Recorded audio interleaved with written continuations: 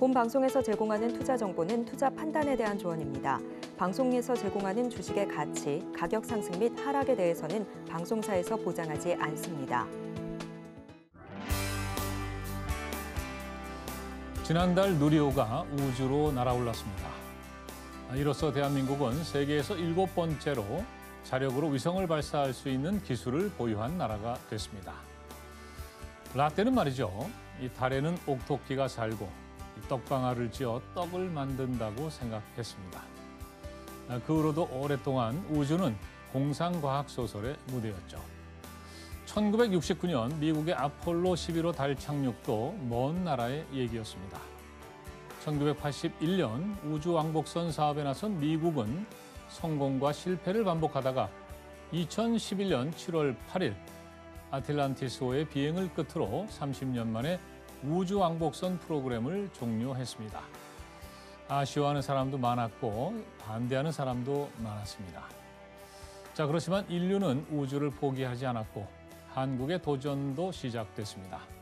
2022년 세계 여러 나라가 우주 강국을 목표로 경쟁하고 있고 대한민국은 다음 달 다누리호의 달 탐사를 계획하고 있습니다. 도전하는 자만이 성취할 수 있다고 했습니다. 이 머지않은 미래에 대한민국이 우주 왕복선을 쏘아 올리면 달 4박 5일, 화성 8박 9일 여행도 가능해지지 않을까요? 네, 정지환의 아리아리 오늘도 함께해 주시기 바랍니다.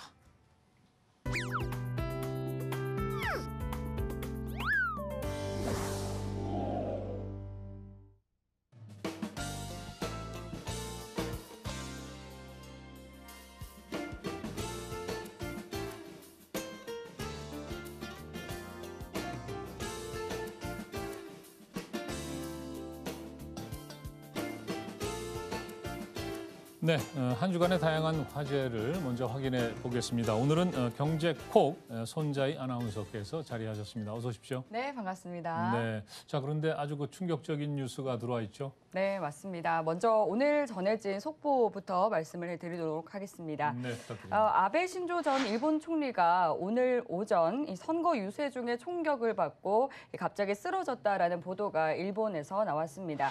유세 중에 총격을 당한 뒤 쓰러졌는데요. 자민당 관계자에 따르면 왼쪽 가슴에 총격을 당했다는 정보가 있고요. 총성이 2발 들렸다고 합니다. 용의자로 추정되는 남성은 체포해서 수사 중인 상황이라고 하는데요. 현재 아베 전 총리는 심정지 상태로 사실상 숨진 것으로 보인다고 합니다. 추후 들어오는 대로 소식 발빠르게 전해드리도록 하겠습니다.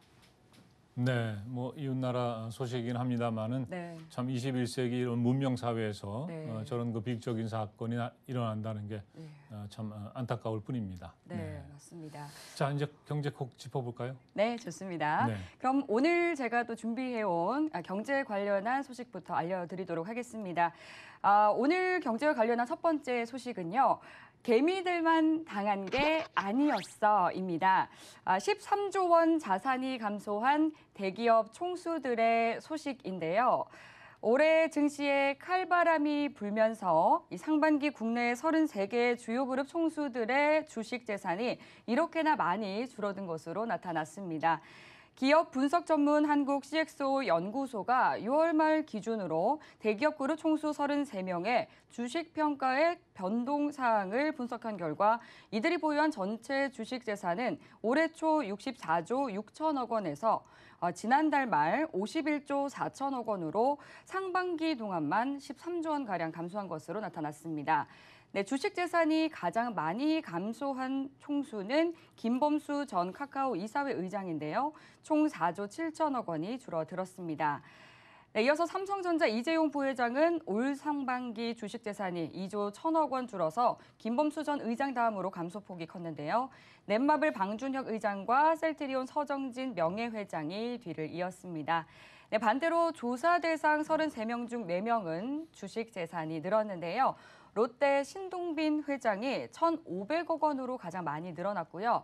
네, 이어서 정몽준 아산재단 이사장과 또 OCI 이우현 부회장, 또 세아 이순형 회장 순으로 늘었다고 합니다. 네, 아무리 돈이 많은 네. 사람들이라 해도 예. 이 참 뭐 4조 7천억 원이 줄었다. 뭐 소주 한 2병 정도는 드시지 않았을까 하는 생각이 드네요. 맞습니다. 굉장히 또 큰 돈이 아닐 수 없죠. 그럼요. 네. 맞습니다. 그리고 이어서 또 그럼 다음 소식 전해드리도록 하겠습니다. 네. 다음 소식도 제가 이제 국내 소식 전해드렸는데요. 해외 역시도 별다를 바 없습니다. 네. 폭락장엔 장사 없다입니다.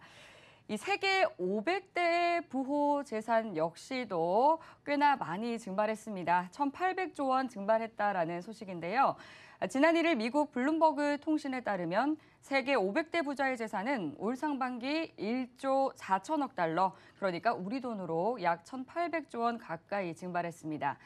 이로 인해서 1,000억 달러 하나로 약 130조 원 이상 재산을 보유한 사람은 연초에는 10명에서 4명으로 줄었습니다. 물론 그렇다 해도 세계 1위 부자 여전히 일론 머스크 테슬라 CEO가 2,100억 달러로 우리 돈 273조를 보유해서 세계 최고 부호 자리를 지켰지만 테슬라 주가 하락으로 재산은 약 78조 가량 줄어들었다고 합니다.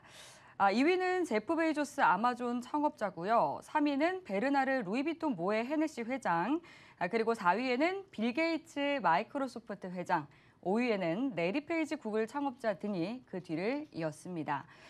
또 올 1분기 재산 증식에 성공했었던 투자의 기재죠. 워런 버핏도 재산 규모가 상반기에는 125억 달러 줄어들었고요.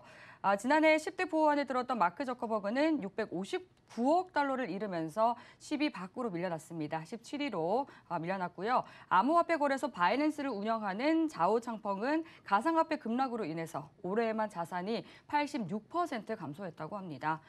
반면 재산이 늘어난 부호들도 있습니다. 아시아의 최고 부자인 인도의 가우탐 아다니 그룹 회장은요, 올해에만 223억 달러를 늘리면서 세계 부호 6위로 올라섰고요. 10대 부호 가운데 유일하게 재산 증식에 성공했습니다. 이 석유 재벌 찰스 코크 CEO 역시 약 70억 달러가 늘어나면서 세계 부호 15위를 기록하는 등 에너지 가격의 고공행진에 따라서 에너지 재벌들은 재산을 늘린 것으로 나타났습니다. 네, 지금 전 세계적으로 참 경제가 어렵고 위기인데 네. 또 그런 상황 속에서 또 돈을 버는 분들도 있네요. 네, 맞습니다. 참 부럽습니다. 그렇죠. 이게 참 세계적인 부호들 얘기를 하다 보니까 억억하는 단위가 자꾸 나오는데 네. 사실 소시민들은 요즘 점심 한 끼 먹기도 참 부담스럽습니다. 맞습니다. 예. 점심 혹시 뭐 드셨나요? 예, 저는 그냥 샌드위치 하나 먹었습니다. 네, 간단히 또 해결을 하셨나 봅니다. 네네, 예. 사실 정말 요즘 밥상 물가가 심상치가 않습니다. 네. 요즘 물가도 오르고 유가도 오르고 정말 많이 오르고 있는데 특히나 이 밥상 물가가 많이 오르고 있어서 지금 앵커님처럼 샌드위치나 그리고 뭐 김밥처럼 간단히 한 끼를 때우는 분들 굉장히 많은데요. 네, 오늘 세 번째는요, 직장인을 울리는 런치플레이션에 관한 소식입니다. 이 밥상 물가가 너무 오르다 보니까 런치플레이션이라는 신조어가 생겨났습니다. 런치 그리고 인플레이션의 합성어인데요. 식비를 아끼고 간편하게 먹을 수 있는 제품의 수요가 늘어나고 있습니다. 실제 점심 대용 샌드위치를 비롯해서 덮밥과 김밥의 판매량이 약 1.4배 정도 늘어났다고 하는데요. 여기에 6월 소비자 물가지수가 외환위기 이후 약 24년 만에 최고치인 6%까지 치솟으면서 외식 물가는 30년 만에 가장 높은 상승률을 기록했습니다. 네, 사실 예전에는 점심에 설렁탕 한 그릇 먹으면 네. 속이 아주 든든했거든요. 그러니까요. 예, 요즘에는 설렁탕을 먹으면 속이 쓰립니다. 네. 예, 참 걱정이에요. 빨리 좀 물가를 좀 정부에서 잡아줬으면 하는 그런 간절한 바람입니다. 네. 예, 오늘 손자희 아나운서 수고 많으셨습니다. 네, 감사합니다. 예, 고맙습니다.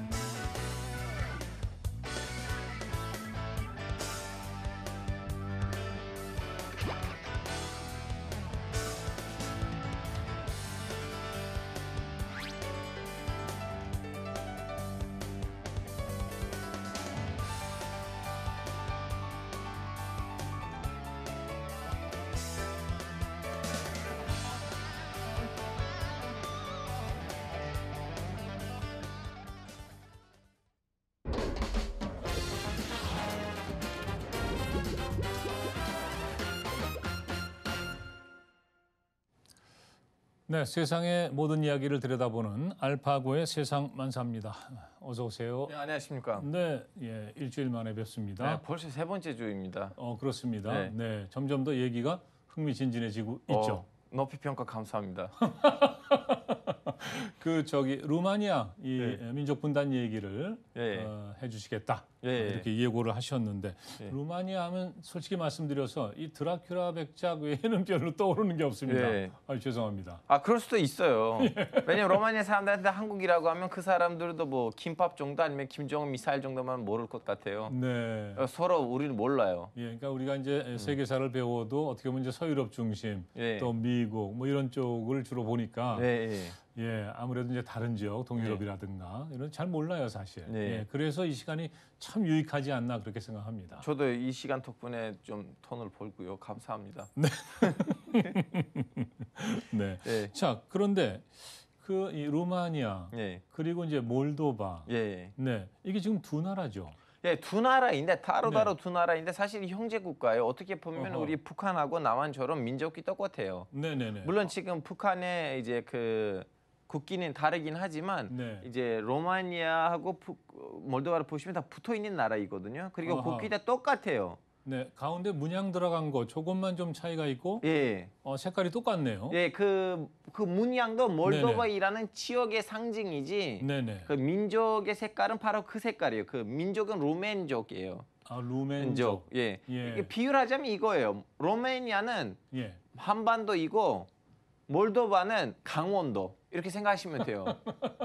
예. 어쨌든 그 안에 있네요. 예, 안에 예전에는 있지만- 큰 로마니아 안에 있는 몰도바 지역이 있었는데 네네네. 공산주의 때문에 분단됐어요. 아하. 이제 오늘은 그렇군요. 어떻게 하나의 민족이 탄생하고 어떻게 네네. 분단되는지를 조금씩 얘기하고 네. 중간에 로마 제국 얘기도 하고 오스만 제국 예. 얘기도 하고 소련 얘기도 하고. 예. 예. 자, 그러면 우리가 잘 모르는 미지의 나라인데 이 예. 루마니아 예. 이게 어떻게 해서 만들어진 나라입니까? 루메니아를 일단 얘기하기 전에는 오늘은 우리는 이 주제를 가지고 있는 이유 하나 더 있어요. 네. 이제 아시다시피 최근에 그 푸틴이 네네. 몰도바를 공습할 수도 있다는 아하. 얘기를 했잖아요. 그런 얘기를 뭐 했습니까? 여기 이제 기사에 나오긴 하는데요. 네네네. 왜 푸틴이 네. 우크라이나도 지금 공습하고 있는데 그렇죠.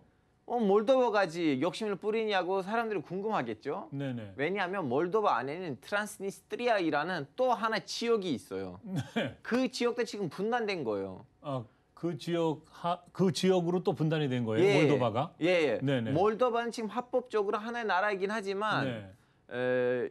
러시아가 인정하는 몰도바 안에 또 나라 하나 있어요. 트란스니스트리아이라고. 네네. 그 지역에 있는 사람들이 이제 러시아로부터 지원을 받아서 네네. 몰도바랑 별도로 놀고 있어요. 거기서. 그러면 이제 돈바스 쪽에 친러 이런 사람들이 많이 살고 있는 정확하게. 것처럼 예, 몰도바의 트란스 예, 뭐예요? 니스트리아.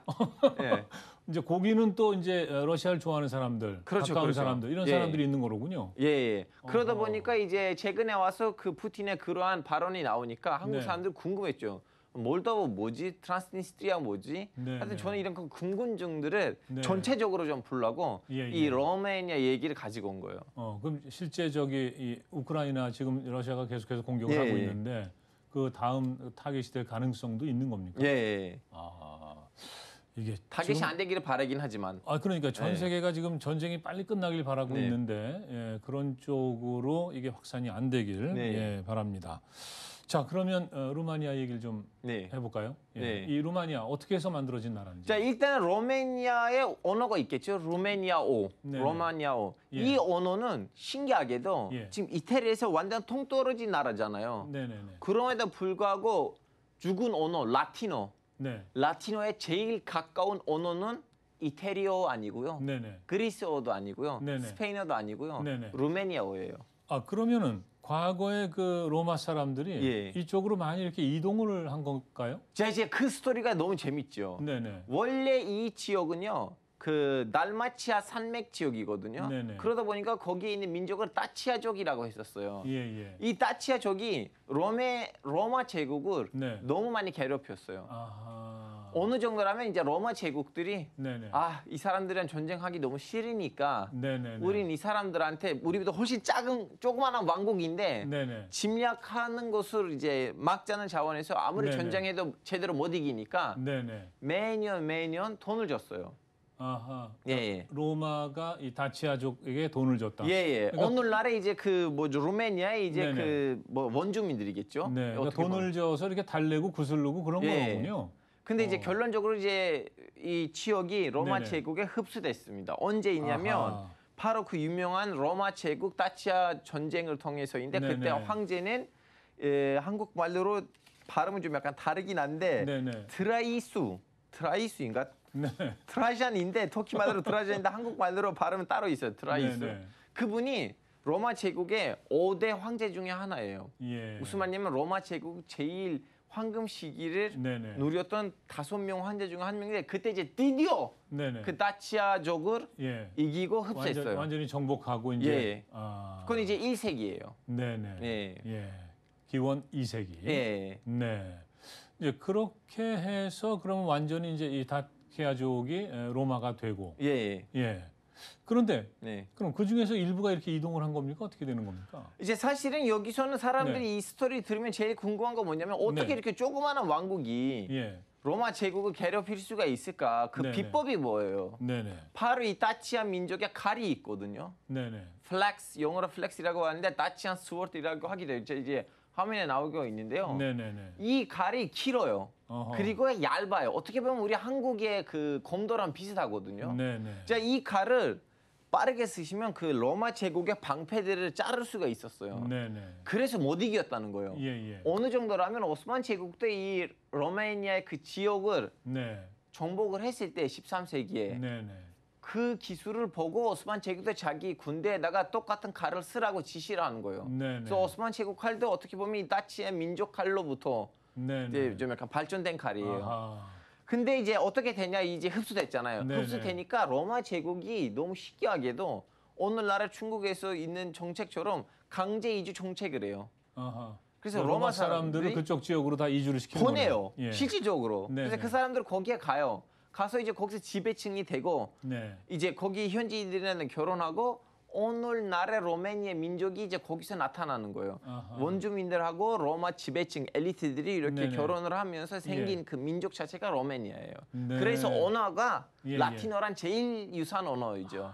그러니까 이제 이 로마가 다키아 족을 완전히 이제 네. 점멸시킨 다음에 네. 그러면서 이제 식민 지배를 하면서 로마 지배층들이 건너가고 네. 그렇게 해서 이제 융합이 된 게 결국은 오늘날의 이제 루마니아의 시작이다. 맞아요. 그래서 이름이 로마니아 그 본인이 로마 제국의 아하. 후손이라고 생각하는 거예요. 네네네. 어느 날에 이태리도 이름이 로마 뭐 아니잖아요. 그냥 도시만 네네. 로마 하나 있는 거 이태리잖아요. 네. 근데 로마니아 민족은 우리는 원래 로마 제국이에요. 우리 네. 로마 제국 후손들이니까 로마니아예요. 그 루마니아 사람들은 자신들의 어떤 민족적인 정체성을 그 로마 제국으로부터. 이렇게 이제 기원을 하는 걸로 생각을 하겠군요. 맞아요. 네. 그렇죠. 제가 아까 이제 그 드라큘라 말씀을 잠깐 예. 드렸는데, 예. 이 사실은 우리가 참 앞서도 말씀드렸습니다만은 이 루마니아라는 나라가 그렇게 해서 만들어졌다. 네. 뭐 이런 것도 사실 저도 사실은 처음 듣거든요. 모르셨죠? 이거 예. 재미있어요. 그래서. 그래서 지금 이제 아마 시청하시는 예. 분들도 굉장히 지금 호기심을 갖고 보고 계실 거라고 생각을 하는데, 자, 그 이후의 역사. 예. 예. 그러니까 이제 이제 드라큘라가 어떻게 생긴 것인가? 왜 갑자기 뱀파이어들이 거기 있냐는 얘기 나오냐? 사람들이 이거 궁금하죠. 네네네. 이제 사실은 이제 그 지역이 로마 제국이 해제되면서 헝가리 왕국의 지배하에 들어갔다가 네네. 다음 오스만 제국이 와서 다 거기를 한꺼번에 먹었어요. 네네. 먹었다는 말은 방송하면 안 되지만 정복했다고 합시다. 예.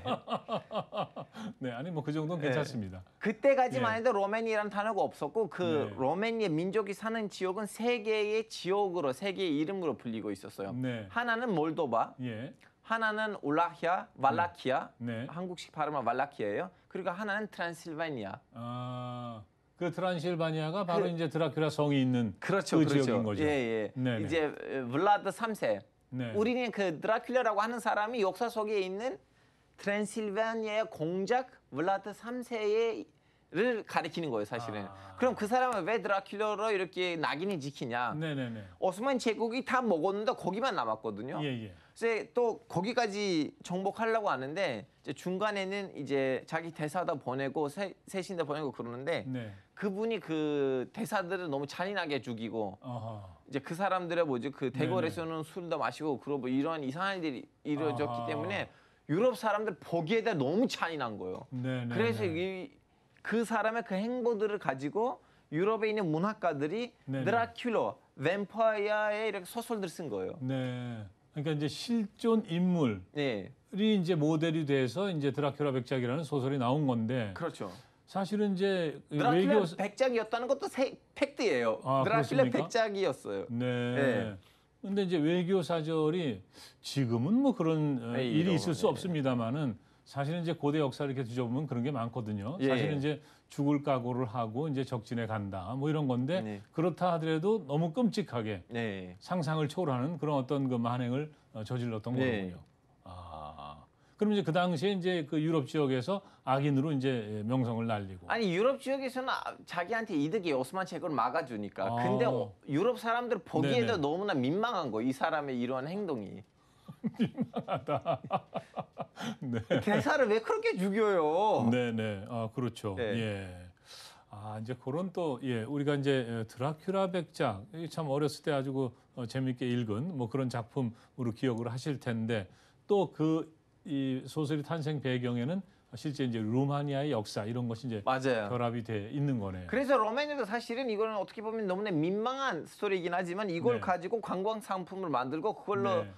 돈을 잘 먹어요. 그래서 무슨 예. 말이냐면 우리는 우리 역사 안에 있는 이렇게 재밌는 스토리들을 찾아서 네. 민망한 스토리든 말든 간에 네. 우리는 관광 상품들 만들면서 외국인들 불러줘야 돼요. 네네. 지금 한국인들이 로마니아 왜 가겠어요? 이름을 말한다는 MC님들 대충 들으셨잖아요. 네네. 근데 앞에다가 드라큘라를 찍어주니까 사람들 궁금해가지고 로마니아 갈 거 아니에요. 근데 앞서 말이죠. 네. 이제 루마니아란 이름이 나오기 전에 네. 이제 세 나라로 세 지역으로 지역에. 이렇게 이제 분리가 돼 있었다. 네. 그러면 이제 루마니아란 이름, 어떻게 나온지요? 네네, 자, 이것도 재밌는 스토리인데 이제 예. 1812년쯤에는 네. 러시아하고 오스만 제국이 싸워서 러시아는 와서 몰도바를 먹었어요. 어허, 몰도바를 먹으면서 몰도바 안에 있는 루마니아 사람들을 통해서 오스만 제국 안에 남는 루마니아 사람들은 민족주의를 바쁘시킨 거예요. 네네. 니네들 로마 제국의 후손들이에요. 무슨 오스만 제국 밑에 사냐. 네네네, 오스만 제국도 이 로마니아 지역을 어떻게 보면 좀 살짝 민주주의적으로 지배하고 있었어요. 그 네. 현재에 있는 그 엘리트들, 네, 그 귀족들을 가지고 선거를 해서 이제 네네. 도지사들 임명했었는데요. 네네, 이제 그 도지사들 중에서 오늘날에 로마니아에서 영웅으로 이제 이름이 남는 한 명이 있는데 바로 알렉산더 쿠자이라는 도지사인데 네. 이분이 원래 트랜실베니아에서 예, 이제 도지사로 선출됐다가 네네, 다음에 가서 왈라키아 지역에서도 네,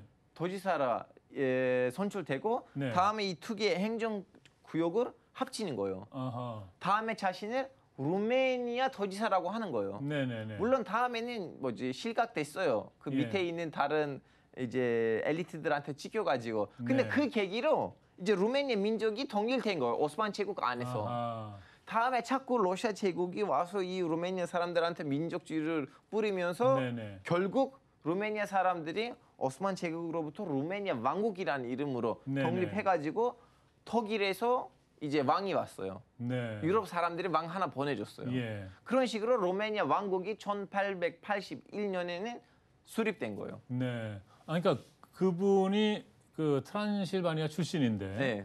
드라큘라 백작의 후손인지 아닌지는 알 수 없는 그건 거지만, 모르죠. 예. 예, 그건 알 수 없지만 네. 어쨌든 이분이 이제 루마니아라는 어떤 통합체가 예. 이제 탄생하는데 아주 그 중요한 일을 한 거네요. 엄청난 일을 신의 한 수예요. 그 사람이 그렇게 네네. 양쪽에서도 출마를 하고 아하. 양쪽에서도 도지사로 임명되는 거는 네네. 신의 한 수예요. 로마니아 사람들의 민족 역사에서. 네, 아 그렇군요. 영웅이죠. 어떻게 네네. 보면. 예. 예, 그러면 네.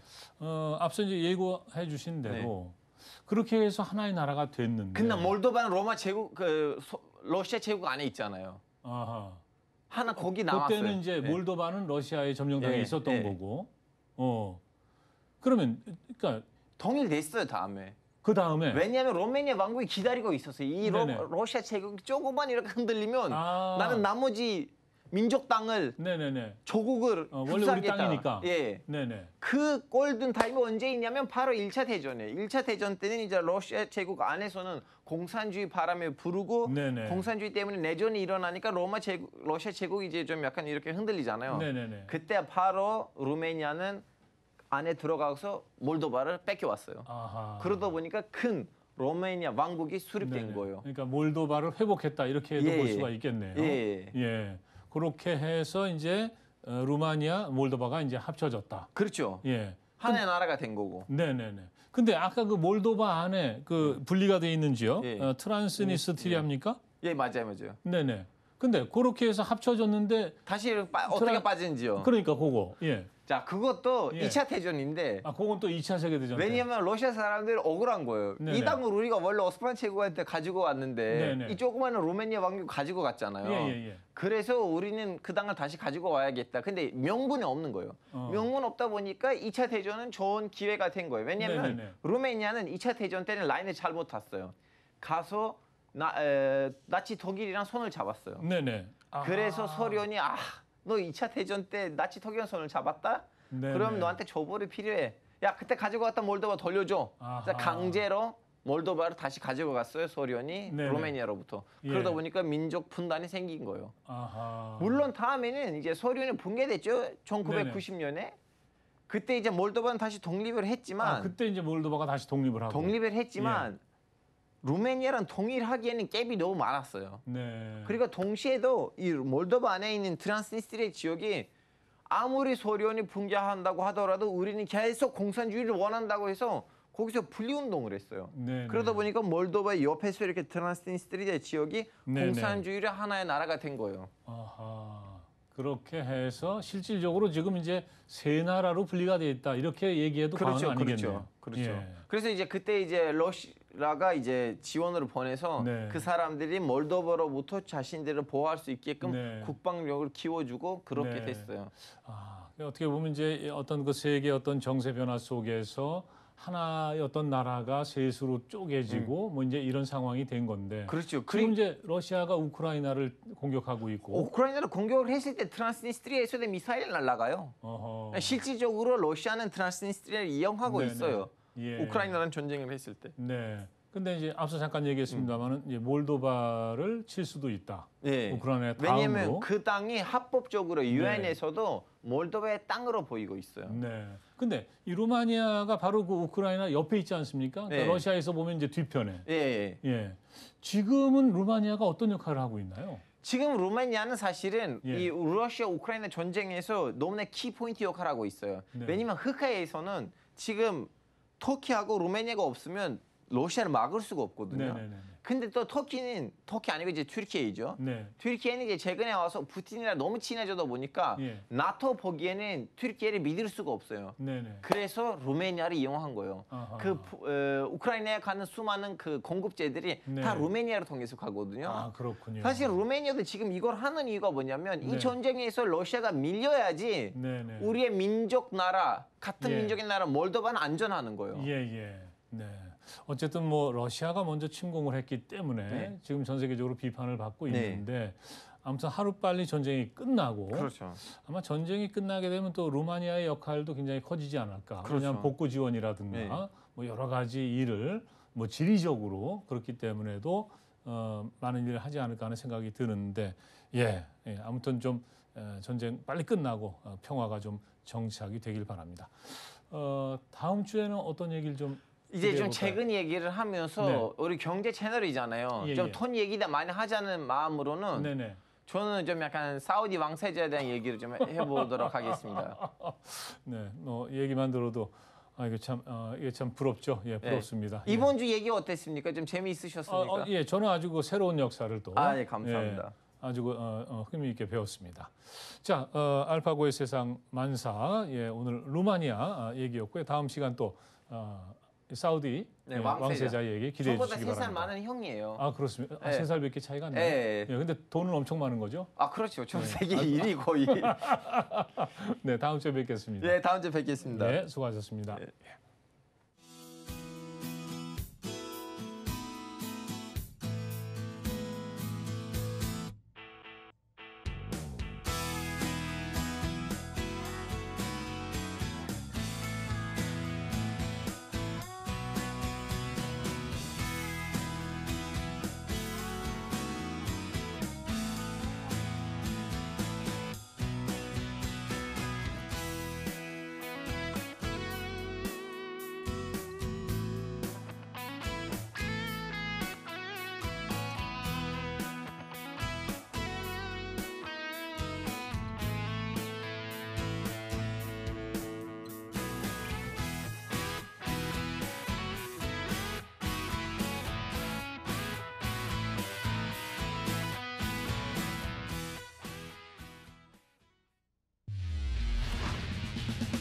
아리아리. 네, 한 가지 일을 경험하지 않으면 한 가지 지혜도 자라지 않는다. 예, 명심보감에 이런 얘기가 있습니다. 경험이 그만큼 이제 중요하다. 뭐 이런 얘기인 거죠. 사실 저도 이제 살면서 많은 경험을 하고 그 경험을 통해서 참 많은 것을 배우지 않았나 하는 생각을 합니다. 자, 아리아리 초대석인데요. 허가은 아나운서가 자리하셨습니다. 어서 오세요. 네. 자, 이 허가은 아나운서는 그 경험하면 어떤 게 먼저 떠오르세요? 제가 최근에 굉장히 비싼 경험을 했는데요. 그래요? 네. 네. 주식으로 좀 소소한 즐거움을 얻던 게 엊그제 같은데 네네. 올해 상반기 흔들리는 주식시장 때문에 제 영혼까지 흔들리는 경험을 하고 있습니다. 네. 그렇지만은 뭐라 그럴까? 이 평상심이랄까? 예, 이런 건 그래도 유지를 하고 계신 것 같아요. 그렇게 예. 보인다면 다행이네요. 네, 다행입니다. 네. 예. 스위스 출신의 투자자 마크 파버가 이런 얘기를 한 것 같아요. 근본적인 투자는 경기 변동에 있다. 예. 어떤 얘기인지 아시겠습니까? 대략적으로 느낌은 알겠습니다. 네. 그래요. 아무튼 이 투자하실 때 좀 신중하셔야겠죠. 네. 예. 자, 오늘 아리아리 초대석인데 어떤 분을 소개해 주시겠습니까? 네, 오늘은 저처럼 흔들리는 투자자들에게 아주 좋은 얘기를 하실 분을 모셨는데요. 네네네.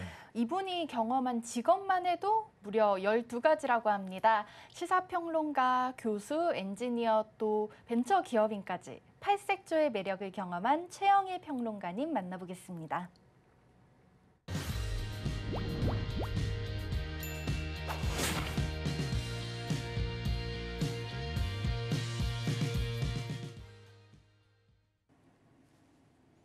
네, 여러분 안녕하세요. 시사평론하는 남자 최영일입니다.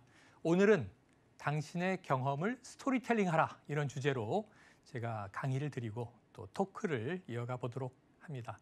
이 굉장히 흥미로운 주제인데요. 우리 모두의 이야기이거든요.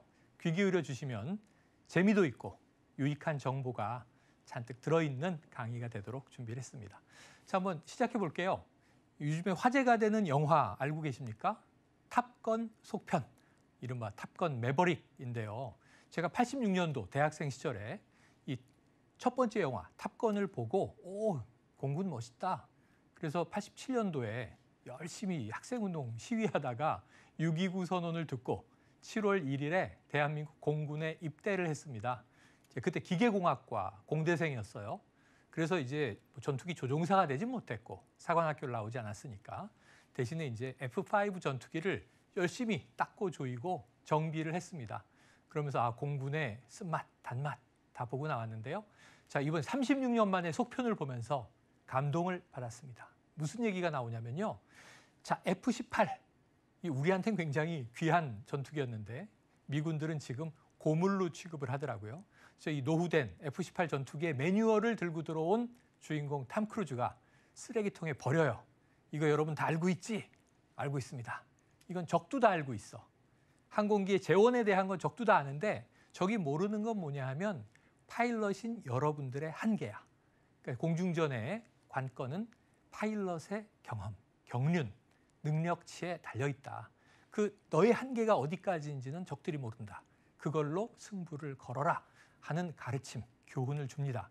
비슷한 얘기예요. 그래서 요즘 유행하는 영화에 빗대서 오늘 이야기의 동기부여를 좀 해봤고요. 바로 들어가 볼까요?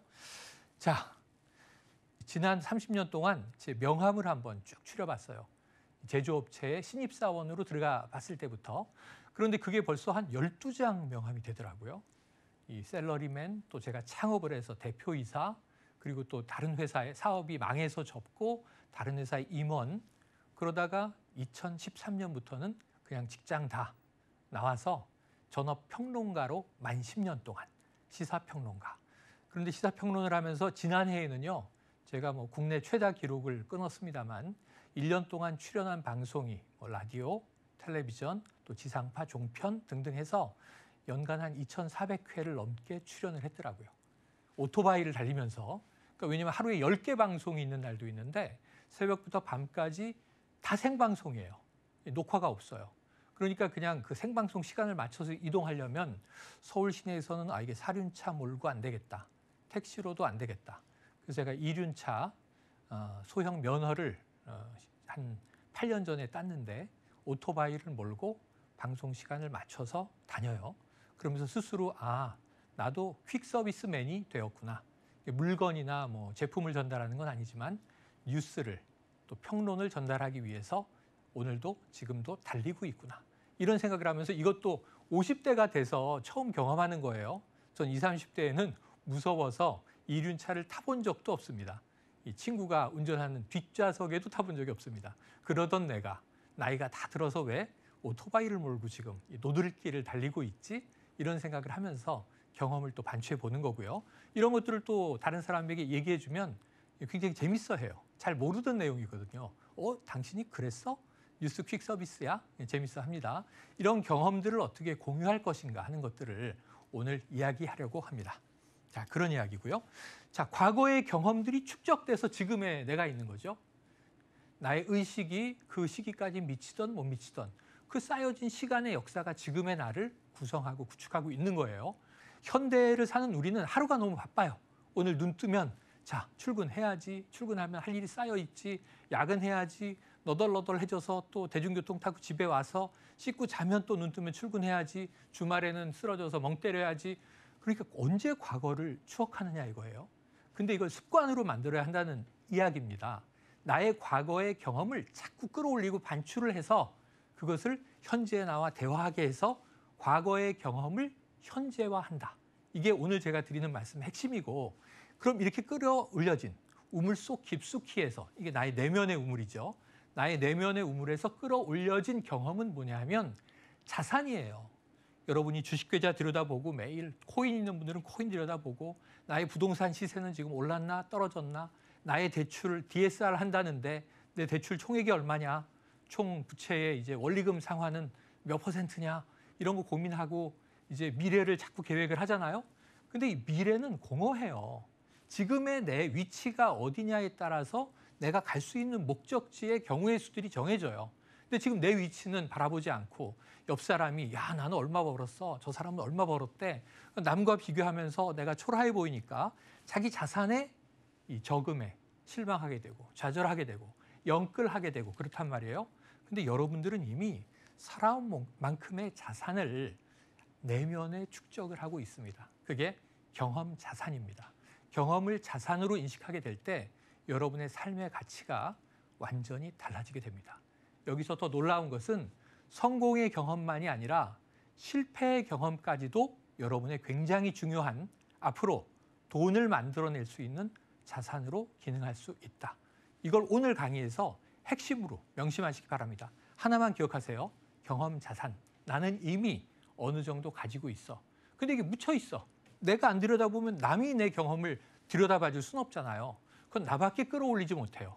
여러분이 일기로 썼고 그 일기를 뭐 출판을 해서 책이 되거나 아니면 유튜브에서 여러분이 떠들거나 아니면 뭐 어디 매체에 나가서 이야기할 기회가 있다면 저런 경험을 가지고 있는 사람이었어? 이렇게 이야기하지만 그걸 여러분이 끌어올려내지 않으면 남이 대신 끌어올려내 줄 수는 없다.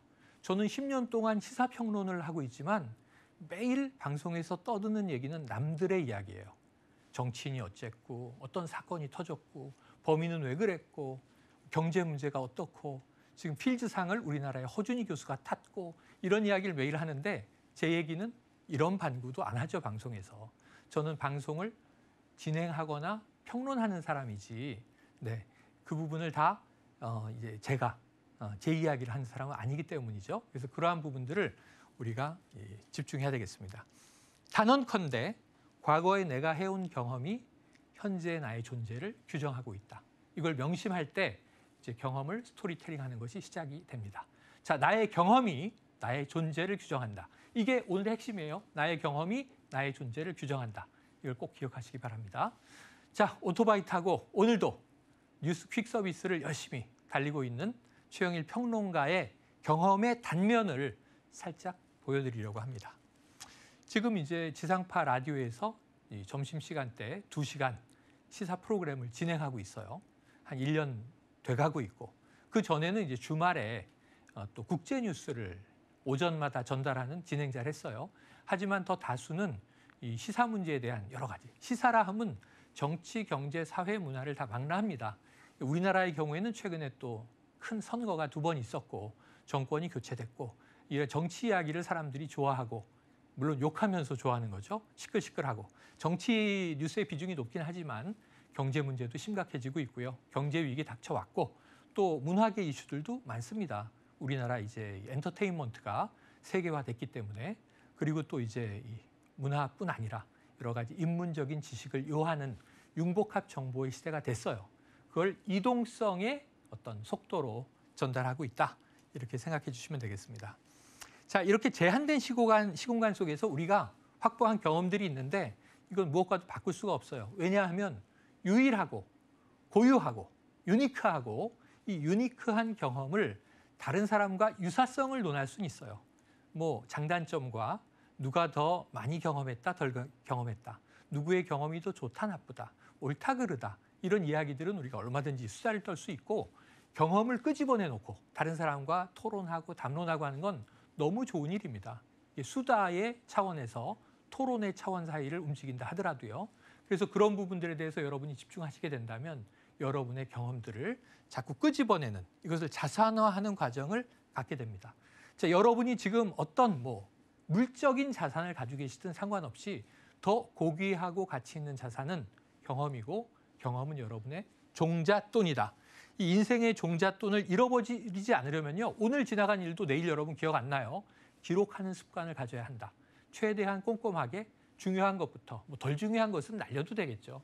오늘 삼시세끼 먹었다, 뭐 먹었다 이것까지 다 기록할 필요는 없지만 뒤져보면 SNS에 또 다 나오더라고요. 점심에 뭐 먹었다, 저녁에 뭐 먹었다. 이게 그렇게 중요한 정보일까요? 그거보다 더 중요한 정보가 여러분 안에는 있습니다. 그 정보가 뭐냐? 감동이다. 오늘 하루 살면서 여러분이 받은 마음이 크게 움직인 어떤 느낌, 그것이 어떤 사람과의 만남이었는지 매일 만나는 직장 동료의 무심한 한마디가 내 마음에 울림으로 다가왔는지 감동은 기쁘고 좋은 것만이 아니에요. 나쁘고 힘든 것도 있어요. 감동, 그럼 우리는 일단 좋은 걸로 받아들이지만 힘든 감동, 크게 느끼어 마음이 움직였다. 내가 지금까지 깨닫지 못하는 것들을 누군가 깨닫게 해줬다. 각성하게 해줬다. 이 모든 건 감동이에요. 여러분이 이 어떤 경험을 기록할 때 제일 중요한 것은 오늘의 감동이 있었나? 있었다면 무엇인가? 자, 최근 일주일 동안 나에게 감동이 있었나? 무엇인가? 올해의 감동은 무엇인가? 지난해의 감동은 무엇이었나? 살아오면서 내 과거 경험에서 나에게 가장 크게 감동을 줬던 사건 아니면 어떤 지식, 정보, 가르침은 무엇이었는가? 이런 부분들에 집중하시기 바랍니다. 자, 우리의 경험 지도를 만들어야 돼요. 경험 지도 안에 어느 곳에는 누구와 어떤 경험을 했든 크게 느끼어 마음이 움직인 경우가 많이 들어있어야 합니다. 이게 경험의 깊이입니다. 경험에는 또 깊이만 있는 것 아니에요. 이 경험들을 계속 우리가 재구성하고 만들어 가야 돼요. 상품화 과정이에요. 다른 사람들에게 전달했을 때 이 나의 경험은 어떤 이제 또 연결을 줄 것인가. 그래서 이 경험들을 연결해야 됩니다. 나의 경험과 타인의 경험을 연결하는 것도 연결인데 연결의 방법론이 있어요. 이건 다음 기회에 시간이 되면 아주 구체적으로 말씀드리고 싶은 내용들인데 이 중요한 팁만 드리겠습니다. 이거는 바로 이제 지난 겨울에 저희 대학에 올해 신입생인 아들과 불멍 때리는 장면인데 자, 너의 경험을 한번 끄집어내봐. 그러면서 아들과 경험 대화를 했습니다.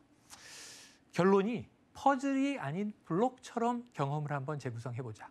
간단해요. 퍼즐은 2차원. 그리고 퍼즐은 정해져 있죠. 다 이 자기 위치 걸 끝까지 다 맞춰야 하나의 그림이 완성이 되는데 이 퍼즐은 2차원이기도 하고 정해져 있어요, 위치가. 창의성의 여지가 좀 덜해요. 그냥 성실하면 돼요. 근데 블록이라고 하는 것은 여러분 레고 블록을 생각하시면 됩니다. 이건 뭐 만들어져 있는 것, 스타워즈의 우주선, 뭐 배트맨의 투구 뭐 있지만 사실은 이 레고 블록이 막 쌓여 있으면 자기가 원하는 모양을 머리에 그려서 막 새롭게 창조할 수가 있죠. 그래서 2차원 퍼즐보다는 3차원의 블록처럼 또 이미 그려진 그림을 그대로 재구성하는 것보다는 조금 더 창의적으로 다른 모양으로 좀 변형시켜서 여러분들의 경험을 스토리텔링하는 훈련을 해보라는 겁니다. 3차원이에요.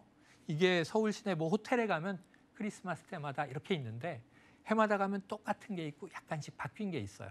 그러한 것들을 보면서 재미있는 관찰을 하고 또 혼자 느끼고 하는데 자, 여러분의 경험도 3차원의 레고 블럭처럼 재구성을 해서 어떤 모양을 만들어서 타인에게 제시할 때 훌륭한 상품이 될 수 있다. 자, 제일 중요한 건 특별한 경험이 있어야 다른 사람한테 얘기하면 정말 그러고 놀랐는데 아주 특별한 건 감흥이 안 와요. 보편성이 있어야 돼요. 사람은 누구나 희노애락, 생로병사를 겪죠. 결국 그 경험 안에 있겠죠. 그래서 나 아팠어, 나 힘들었어, 나 정말 외로움을 느꼈어. 그럴 때 타인에게 나도 그런 적 있지.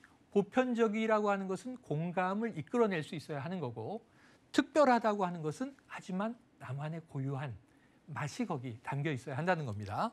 자, 이러한 스토리텔링의 방법을 적용해야 한다. 제가 그림도 그려요. 그래서 뭐 화가 화백은 아니지만 이 만평, 만화를 그려서 방송에서 한 1년 동안 매일 5분 동안 매직으로 스케치북에 그림을 그려서 전달한 적도 있는데 그림 공부해본 적이 없어요. 직관적으로 한 거예요. 그림 수준이 높냐? 별로예요.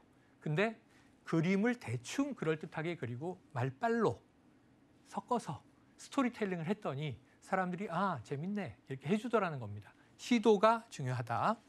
경험은 스토리텔링하라. 이게 핵심입니다. 자, 저의 어릴 때 아버지와 찍은 사진이에요. 붕어빵이에요. 어릴 때 제가 이렇게 귀하게 컸는데 산전수전 겪는 56년을 보내고 저의 경험을 상품화하고 있습니다.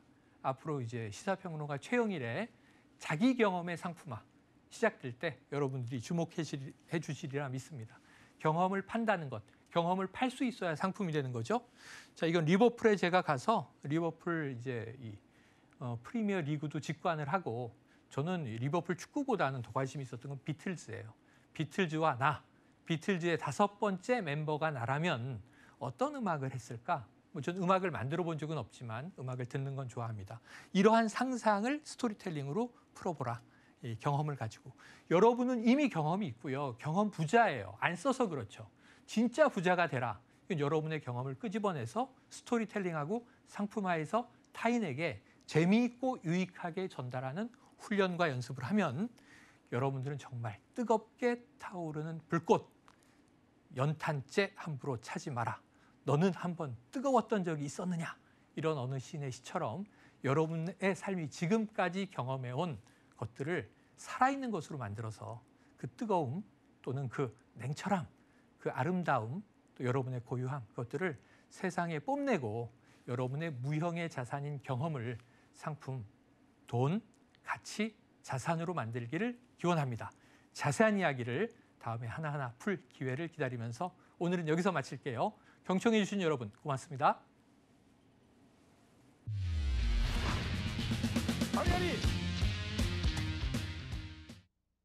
네, 오늘 아리아리 초대석 최영일 시사평론가 모셨습니다. 어서 오십시오. 안녕하세요. 안녕하십니까. 방금 전에 그러니까 그 최영일의 시사본부 라디오 방송 마치시고 부지런히 달려오셔서 지금 아주 흥미진진한 강의를 들려주셨는데 정말 재밌게 잘 들었습니다. 네. 아이고 부끄럽습니다. 근데 이게 이제 경험을 스토리텔링하라. 누구나 경험은 갖고 있죠. 다 있죠. 다 있죠. 그런데 어떻게 해서 이 경험 부자가 진짜 부자가 될 수 있는지 이거는 사실은 좀 궁금하거든요. 그렇죠. 그걸 말씀드려 볼게요. 저희가 대부분 다 월급 생활을 하거나 자영업을 하거나 그러니까 자산가는 극소수예요. 그러니까 부자는 한 사회에서 극소수예요. 정말 부자. 내 자산으로만 뭐 일가가 먹고 산다. 다 우리가 품을 팔아야 노동을 하고 뭐 이제 노력을 해야 먹고 살고 자식 키우고 또 살림을 좀 넓히고 하지 않습니까? 경제 위기가 왔잖아요. 그래서 이제 저도 제 한 사회에 나와서 92년에 대학을 졸업하고 사회에 나와서 올해 30년이 됐더라고요. 그럼 내가 사회 경험 30년을 좀 정리해보자 하는 고민의 과정에서 저 이야기가 나오게 됐는데 저도 뭐 대단한 자산을 일구지 못했어요. 뭐 엄청난 수억의 펀드가 있다든가 뭐 주식이 있다든가 있을 것 같아요. 빌딩이 몇 채든가 뭐 그렇진 않아요. 그런데 이제 소득은 많아졌어요. 왜냐하면 일을 많이 하다 보니까 이 제가 제 삶을 쭉 정리하다 보니까 내가 30년 동안 12개의 명함을 가졌구나. 여러 직장, 여러 직종을 옮기면서 12번의 이 명함을 바꿨는데 네. 네. 이게 10년 주기로 약간씩 달라요. 네. 처음엔 제가 공대를 졸업하고 제조업체에 취업해서 네네. 회사원으로 살다가 이 IT 시대가 오네. 그래서 창업을 했어요. 네. 벤처회사의 CEO가 돼서 8년 동안 막 이렇게 회사를 또 네네. 30대에 예. 이 아주 흥미롭게 키우다가 한때 그 벤처 붐이 네. 일었었죠. 바로 그때입니다. 97년 창업, 2003년 폐업. 망해요. 아, 폐업이에요? 왜냐하면 버블이 터져요. 네. 알토란 같은 회사였는데 아하. 버블이 터지니까 흑자 도산을 하면서 네네. 폐업을 하게 됐고요. 아, 흑자인데도 도산을 하는군요. 예, 받을 돈이 있는데도 네네. 도산을 합니다. 아, 그게 참 이제 너무 속상한 일이네요, 안타깝죠. 그러게요. 야, 이게 네. 상장만 했더라도 네네. 코스닥의 상장이 눈앞인데 아. 이래서 이제 안타까운 이 30대의 사업 네. 경험을 하고 실패가 근데 주는 경험의 교훈이 또 커요. 네네. 단맛보다 쓴맛의 교훈이 크더라. 네네. 그럼 그 이후에 한 10년은 좀 안 되지만 한 7, 예. 8년을 신용불량으로 생활해요. 네네. 근데 이제 신불자들의 생활이 너무 힘들어요. 그게 네. 10년 동안이에요? 한 7, 8년 걸렸습니다. 7, 저는. 네. 그러면서 이제 그게 뭔가 이 정규직으로 취업하기도 어렵고 네네. 또 뭔가 은행에서 뭐 대출도 안 되고 네. 네네. 신용카드도 못 쓰고 그럼 어떻게 하지? 그랬는데 네. 자, 제가 사업을 할 때 함께 일을 했던 동지들 네네. 또는 뭐 파트너들 예. 또 후배들이 그 이후에 벤처 회사들을 또 키워서 지금 아주 좋은 회사들로 발전을 네. 시켰어요. 예, 예. 그러니까 함께 일했던 선배를 네. 형님 그럼 와서 비상근이지만 네. 비정규직이지만 그래도 보수는 드릴 테니 네. 임원으로 좀 일해 주십시오. 아하. 그래서 거기서 또 팀을 키우기도 하고 네네네. 사업을 일으키기도 하고 꼭 내가 오너여야만 하는 것은 아니잖아요. 네네네. 제가 또 파트너로 예. 후배 회사에 도움을 줄 수 있다면 너무 좋은 일이잖아요. 네네. 그렇게 이제 계속 쉬지 않고 일을 하면서 네. 또 그 와중에 내가 신용불량을 극복하고 향후에 내가 더 잘 되려면 네. 우리가 영화에서 보면 흔히 망한 사람들이 포장마차를 하거나 네네. 공장에서 일을 하는데 네. 그걸로는 빚을 못 갚아요. 네. 네. 그래서 이제 더 열심히 살아야 되는데 네. 그때 또 박사 과정에 들어가서 어허. 연구한 게 나는 왜 망했나. 네. 그래서 그게 조금 멋있는 경영학 이야기로는 리스크 매니지먼트, 네. 위기 관리인 거죠. 예. 망하지 않으려면 이런 위기를 관리했어야 하는데 네. 위기 관리 못해서 망한 거구나 예. 하고 이제 실패 경험을 복귀하기도 하고 네. 그러다가 제가 미래 창업을 한다면 원맨 컴퍼니를 해야지. 제가 30대에 네. 자신의 리더십의 그릇을 모르고 한 120명 되는 회사를 키워서 이끌었단 말이에요. 근데 회사가 망하면 너무 많은 사람들에게 민폐가 되니까 네. 가슴이 아파요. 그때 제 좌우명을 민폐 끼치지 말고 살자. 그러려면 앞으로 나는 혼자 힘으로 벌어먹자. 네. 그래서 원맨 컴퍼니. 네. 그러다 우연히 방송을 하게 됐는데 이 평론가는 원맨 컴퍼니예요. 네. 그러니까 여기 와서 앉아 있지만 제 얘기 저 혼자 하고 예. 제 말에 대한 책임은 제가 지는 거고 네. 이게 정 선생님이 지시는 것도 아니고 네. 그래서 이게 제일 좋다. 예, 나의 예. 컨텐츠를 이야기하는 사람. 그래서 제가 10년은 뭐 사업을 하면서 네. 벤처 CEO로 네. 사회 경험 조금 하고 네, 네. 10년은 또 함께 다른 사람들을 돕는 네. 컨설턴트로 10년은 평론가로 이렇게 30년을 살고 네. 이 경험을 정리해 본 거죠. 예. 근데 결국 평론가 삶을 살고 있지만 네. 10년 동안 제가 한 이야기는 다 남의 이야기예요. 대통령이 어떻고 네. 정치인이 어떻고 여당이 예. 어떻고 우리 경제 상황이 어떻고 BTS가 어떻고 예. 근데 내 얘기를 한 적이 없네. 그래서 제 이야기를 좀 하는 네. 이렇게 네. 좋은 기회를 만들어 주셔서 나온 네. 겁니다. 예. 아니 근데 지금 이제 그 동안에 이제 이 살아오면서 경험하신 것을 네. 아주 그 짤막하게 압축해서 말씀을 네네. 해주셨는데, 그래도 너무 다양한 네네. 경험들이 벌써 나왔어요. 맞아요. 네. 그리고 저는 이제 아까 그 대목이요. 그 신용불량자로 이제 7, 8년을 네. 네. 중간에 한 10년 가까운 토막을 네네네. 그렇게 보냈죠. 그게 참 힘든 시기였을 텐데, 과거에 함께 일했던 네. 뭐 동지나 뭐 선후배나 네. 이런 분들이 우리 회사에 와서 비상근이지만 네네네네. 회사로 좀 일을 해달라. 그래요. 근데 그게 예를 들어서 뭐 친구니까 또는 뭐 후배니까 네. 그렇게 해서 회사에 와서 일해달라고는 안 하잖아요. 그럼요. 친분만으로는 그쵸? 내 일이 흔들릴 수 있기 때문에 그게 그쵸. 쉽지 않죠. 예, 그러니까 이제 그렇게 제안을 할 수 있었던 것은 과거에 이제 함께 이렇게 생활하시거나 신뢰라든가. 일을 하시면서 네. 그때 이 최영이라는 예. 사람은 이런 사람이다. 네. 그러니까 내가 어. 이런 일을 좀 맡겨도 된다. 그분들도 이제 관찰하고 봤겠죠. 네네. 근데 이제 어떤 사람이나 장점과 단점이 있는데 예. 제가 장점은 뭐냐면 버리는 거예요. 일을 버리는 거. 네네. 단점은 뭐냐면 예. 그거를 꼼꼼하게 관리하는 거예요. 어허. 그래서 제가 창업을 해서 굉장히 좀 창업을 하자마자 IMF가 왔어요. 네네. 그러니까 시작하자마자 시장이 얼어붙고 예, 예. 뭔가 좀 신시장이 트일 것 같다가 네. IMF 한 1년여를 그냥 고생을 했는데 예. 그 다음에 이제 DJ 정부에서 네. 코스닥도 만들어지고 네. 그때부터 이제 디지털 열풍이 불잖아요. 예, 예. 인터넷 열풍이. 네. 그때부터 또 막 불길 타오르듯이 사업이 잘 되는데 예. 그 업다운을 겪으면서 제가 버리는 데는 좀 재주가 있구나 일을. 예. 근데 회사가 커지면 네네. 그냥 꼼꼼한 관리가 필요한데 네. 좋은 또 후임자에게 이걸 물려줘야 되겠다. 예. 근데 이제 다른 분들이 봤을 때는 이 사람은 좀 이렇게 일 버리고 키우고 이런 거는 좀 장점이 있으니까 네. 우리 회사가 지금 조금 붐업해야 될 때야. 예, 예. 그럼 이제 불러서 네. 네. 좀 이제 뭔가 기대치들이 있었겠죠. 아. 근데 제일 중요한 건 말씀하신 게 맞는 게 예. 돈보다도 사업에서 인간관계가 중요하다. 네. 그러니까 이제 최소한의 신뢰, 최소한의 뭐 서로 시너지를 낼 수 있는 네. 강점들을 주고받으면 그 인연이 내가 지금 뭐 신용불량으로 힘드냐 아니냐 네, 상관없이 협업을 할 수 있는 교점들이 또 만들어지더라고요. 네. 근데 그 관찰의 결과가 예. 지금 경험에 대한 이야기들인 것 같고요. 예. 이 지금은 좀 표가 바뀌었습니다만 네. 광화문의 대형 문고 앞을 지나가면 예. 그 표가 크게 있었어요. 네. 모든 사람은 한 권의 책이다. 그 뒤에 제가 한마디를 붙인다면 읽을 수만 있다면 네네. 여기 있는 두 분도 제가 읽을 수만 있으면 네네. 이분들의 경험을 만약 끌어내서 쌓아놓으면 네. 어마어마한 스토리들이 있고 예. 네. 그걸 꿰면 스토리텔링이 되는 거고 네네. 그걸 드라마로 만들 수도 있고 영화로 만들 수도 있고 네. 게임으로 만들 수도 있고 그리고 하나의 컨텐츠로 만들 수도 있고 그걸 공유하면 많은 사람들이 네네. 내 경험 플러스 타인의 간접 경험으로 얼마나 경험 부자가 되겠어요. 네. 그걸 좀 다 모아보고 싶다 이런 예. 생각을 하고 있죠. 그러니까 이제 물론 그 풍부한 경험 이것이 이제 자신의 자산이라고 네. 볼 수가 있는데 그것을 누군가가 사준다. 그렇죠. 예, 그걸 사는 사람이 네. 있었다는 게 네. 참 그 중요한 대목이 아닌가 하는 생각이 지금도 듭니다. 방송이 저의 네. 말을 사고 있는 셈이죠. 예, 예. 평론가라는 게 와서 10분 동안 네, 이 네, 얘기 네. 해주세요. 30분 동안 저 얘기 해주세요. 그럼 전 와서 그걸 미리 준비하고 공부하지만 스토리텔링을 해요. 네. 회사에서 제일 중요한 게 프레젠테이션인데 네. 자 10억짜리 프로젝트가 있으니까 당신 회사가 준비해서 이걸 발표해 보시오. 네. 그럼 대기업의 회장님이 이렇게 보고 저 회사가 좋겠군 이렇게 네. 선정하거든요. 방송을 저는 이제 프레젠테이션이라고 생각해요. 네. 이 사건에 대해서 3분의 시간을 주면 3분 동안 브리핑, 네. 10분을 주면 10분 동안 브리핑. 이것도 네. 모두 다 스토리텔링이고 프레젠테이션이다. 네. 그래서 그런 마음으로 우리가 생활하기 때문에 이 경험을 이야기하는 것, 네. 이건 모두 상품이다. 예. 돈을 받을 가치가 있는 일들이죠.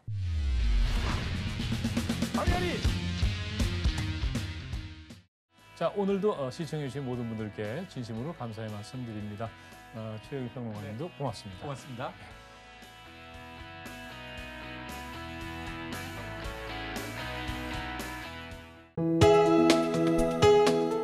본 방송에서 제공하는 투자 정보는 투자 판단에 대한 조언입니다. 방송에서 제공하는 주식의 가치, 가격 상승 및 가격 하락에 대해서는 방송사에서 보장하지 않습니다.